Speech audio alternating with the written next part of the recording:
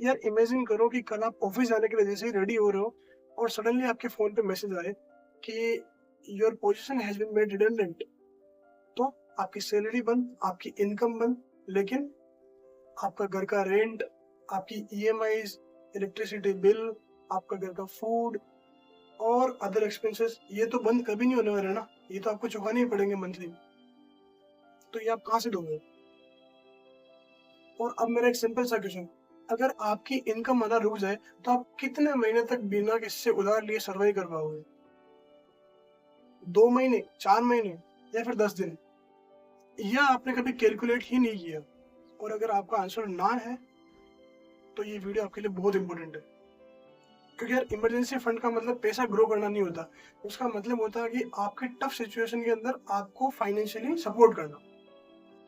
तो यार previous videos में हमने सैलरी कैसे मैनेज करते ये समझा, फिर देखा कि लाइफस्टाइल इन्फ्लेशन क्या होती है, और उसके बाद देखा हमने कि यार फर्स्ट सैलरी की कॉमन मिस्टेक्स क्या होती है। और अब फाइनेंशियल जर्नी का नेक्स्ट इंपॉर्टेंट स्टेप है इमरजेंसी फंड। और आज हम सिंपली ये नहीं बोलेंगे यार 3 मंथ्स का फंड रखो, आज हम एक्चुअली नंबर्स से कैलकुलेट करेंगे कि आपको कितना इमरजेंसी फंड रिक्वायर्ड है। और सबसे इम्पोर्टेंट, आपको ये पैसा कहाँ रखना चाहिए। 2020 में जब कोविड आया और पूरी दुनिया में लॉकडाउन लगा हुआ था, तब मिलियंस ऑफ वर्कर्स की इनकम हाफ हो गई या फिर वो घर बैठ गए भी। और इंडिया में भी बहुत सारे वर्कर्स के लिए वर्क आवर्स कम हो गए, इनकम और एम्प्लॉयमेंट सिक्योरिटी सडनली डिक्रीज हो गई। तो कोविड की वजह से बहुत सारे छोटे छोटे बिजनेसेस है वही बंद हो गए, या फिर उन्हें बहुत ज़्यादा नुकसान झेलना पड़ा उस टाइम पे। तो उस टाइम लोगों को इमरजेंसी फंड और सेविंग्स की इंपॉर्टेंस का असली पता लगा। अब समझते हैं कि इमरजेंसी फंड एक्चुअल में होता क्या है। अगर सिंपल लैंग्वेज में देखें तो इमरजेंसी फंड एक ऐसा कैश रिजर्व है जब आपकी फाइनेंशियल कंडीशन बहुत ज़्यादा ख़राब हो तो आपको फाइनेंशियली सपोर्ट करता है।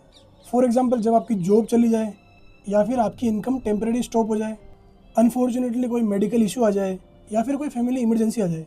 और इमरजेंसी फंड का प्राइमरी पर्पस ये नहीं होता कि आपका पैसा ग्रो करके दे, बल्कि वो आपकी सेफ्टी के लिए।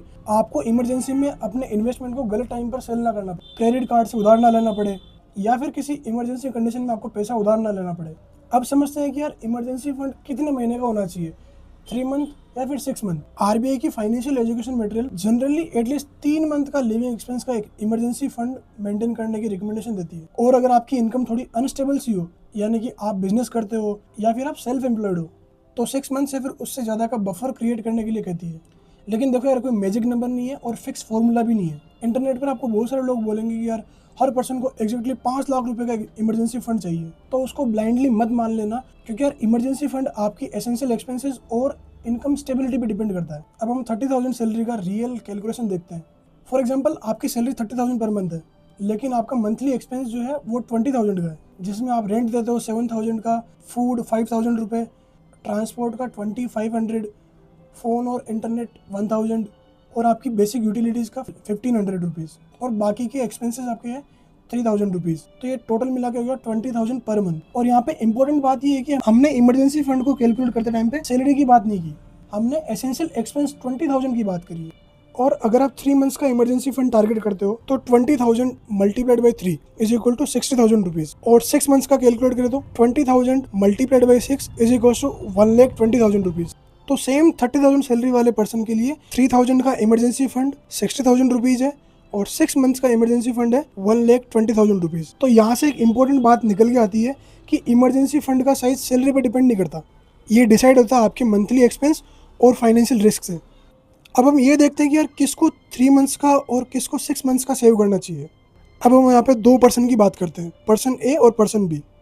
पर्सन ए की सैलरी स्टेबल है, इनकम प्रिडिक्टेबल है और लो फिक्स्ड एक्सपेंस है उसके, तो उसके लिए 3 मंथ्स का इमरजेंसी फंड एक रीजनेबल स्टार्टिंग टारगेट हो सकता है। लेकिन अगर पर्सन बी की बात करें, जिसकी इनकम वेरिएबल है और जॉब सिक्योरिटी अनसर्टेन है और उसकी फैमिली फाइनेंशियली डिपेंडेंट है, या फिर बिजनेस सेल्फ एम्प्लॉयड भी हो सकता है, तो उसके लिए 6 मंथ या फिर उससे ज़्यादा का टारगेट होना चाहिए। तो यार इसलिए सबको एग्जैक्टली 3 मंथ्स का ही इमरजेंसी फंड रखना चाहिए, ये भी इनकम्प्लीट एडवाइस है, और सबको एग्जैक्टली 6 मंथ्स का ही रखना चाहिए, ये भी। तो इसके लिए बेटर क्वेश्चन ये है कि यार मेरी इनकम कितनी प्रिडिक्टेबल है, मेरे मंथली फिक्स्ड एक्सपेंसेस कितने हैं और मेरे ऊपर कितनी रिस्पॉन्सिबिलिटीज़ हैं।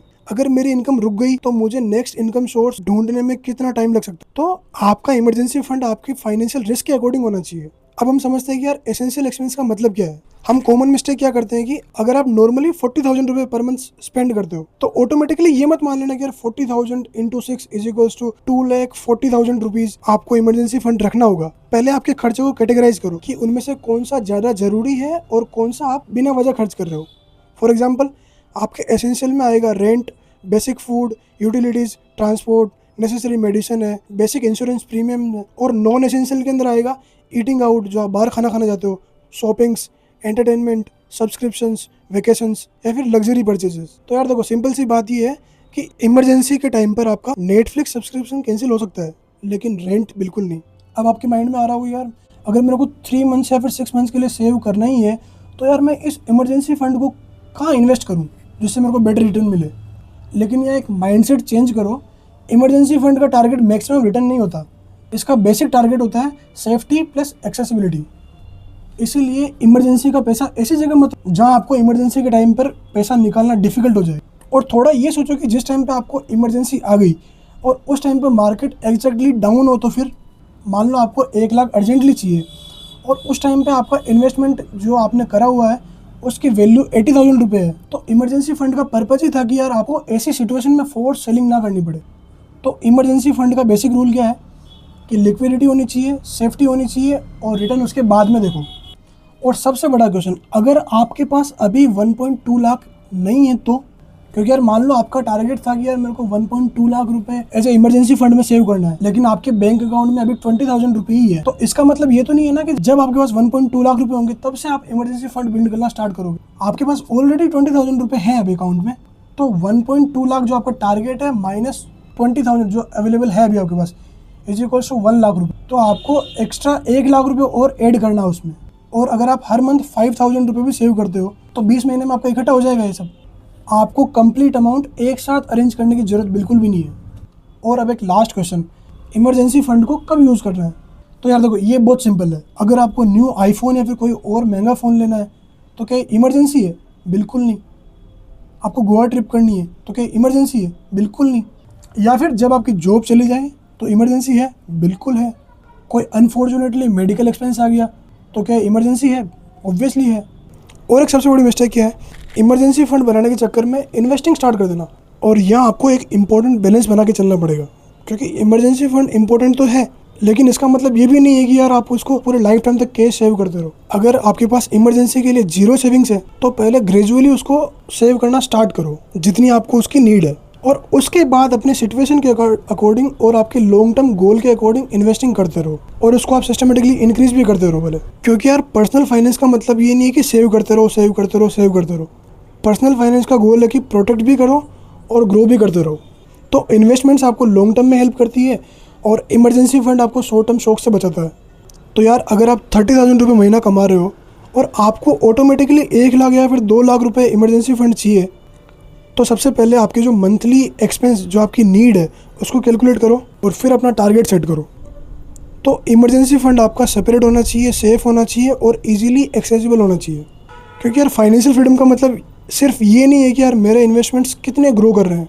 कभी कभी फाइनेंशियल फ्रीडम का मतलब ये भी होता है कि यार अगर कल मेरी इनकम रुक गई तो मैं पैनिक नहीं करूँगा बस। और अब मान लो आपने इमरजेंसी फंड बना लिया, अब क्वेश्चन ये है कि यार एक्स्ट्रा पैसा बैंक में रख या फिर इन्वेस्ट करें, सेविंग और इन्वेस्टिंग, और दोनों में एक्चुअल डिफरेंस क्या है। नेक्स्ट वीडियो में हम इसी टॉपिक पे बात करेंगे नंबर्स के साथ।